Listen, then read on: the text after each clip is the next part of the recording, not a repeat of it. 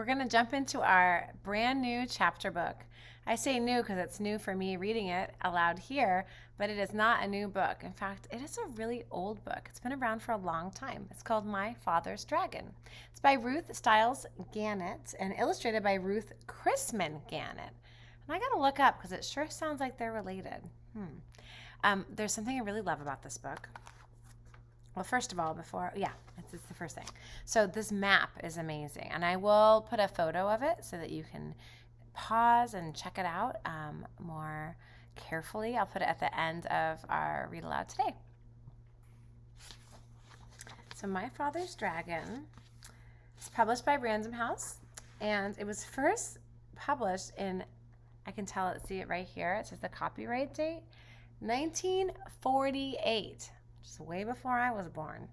And the dedication is really sweet. It says, for my father. Now remember, this is called My Father's Dragon.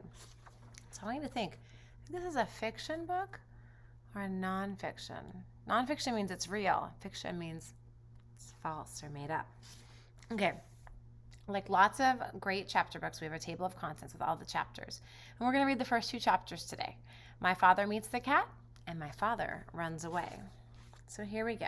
Here's our picture. It's a chapter book, so most of the pictures you have to make in your mind, in your head. But this picture's right here. And what do you notice? What's happening? What do you wonder?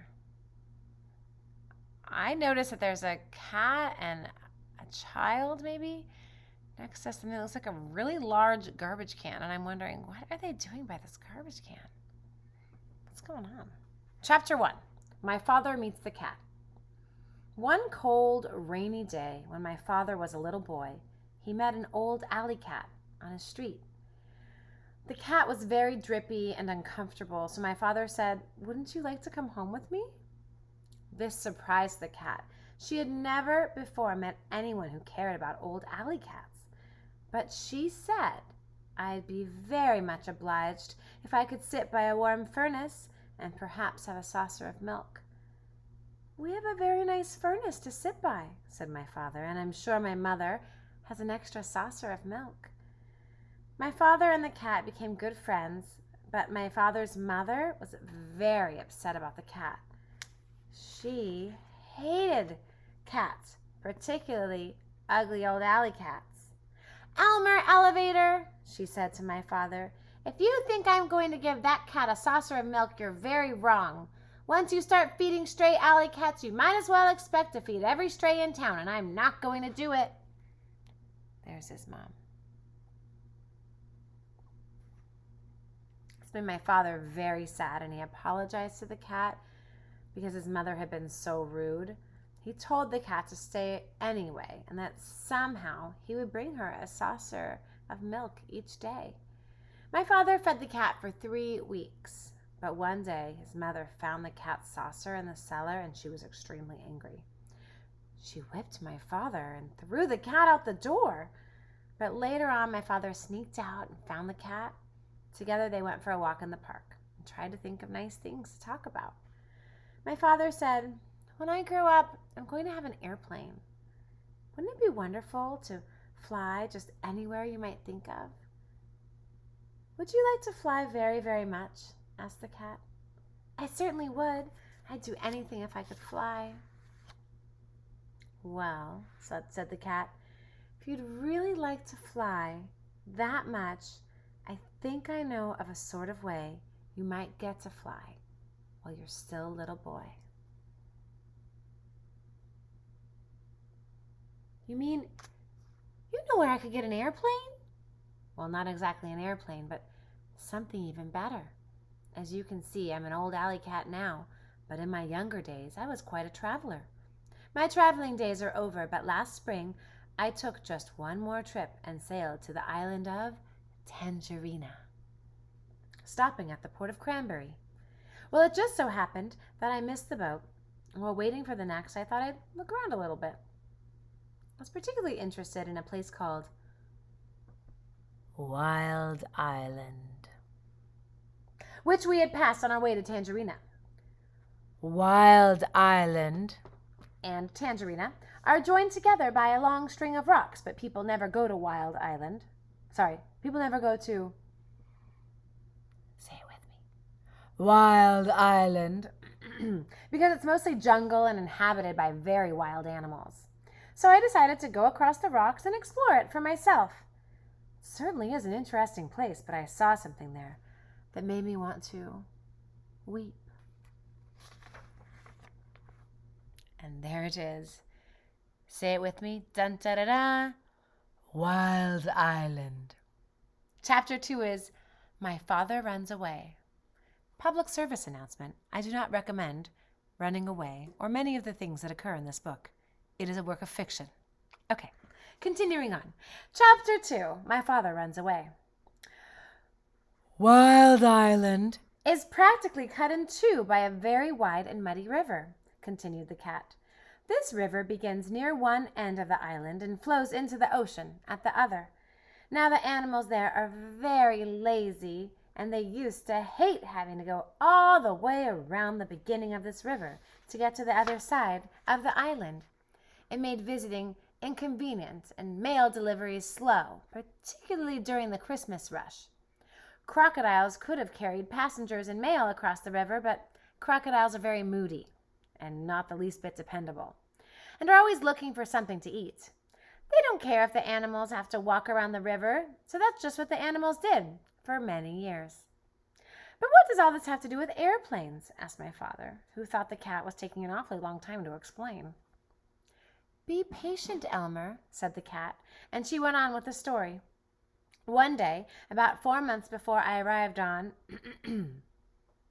Wild Island, a baby dragon fell from a low-flying cloud onto the bank of the river. He was too young to fly very well, and besides he had bruised one wing quite badly, so he couldn't get back to his cloud. The animals found him soon afterwards, and everybody said, Why, this is exactly what we've needed all these years. They tied a big rope around his neck and waited for the wing to get well. This is going to end all their crossing the river troubles. I've never seen a dragon, said my father. Did you see him? How big is he? Oh, yes, indeed, I saw the dragon. In fact, we became great friends, said the cat. I used to hide in the bushes and talk to him when nobody was around. He's not a very big dragon, about the size of a large black bear, although I imagine he's grown a bit since I left. He's got a long tail and yellow and blue stripes. His horn and his eyes and the bottom of his feet are bright red, and he has gold-colored wings. Oh, how wonderful, said my father. What did the animals do with him when his wing got well? Well, they started training him to carry passengers. And even though he is just a baby dragon, they work him all day and night, too, sometimes. They make him carry loads that are much too heavy. And if he complains, they twist his wings and beat him. He's always tied to a stake on a rope just long enough to go across the river.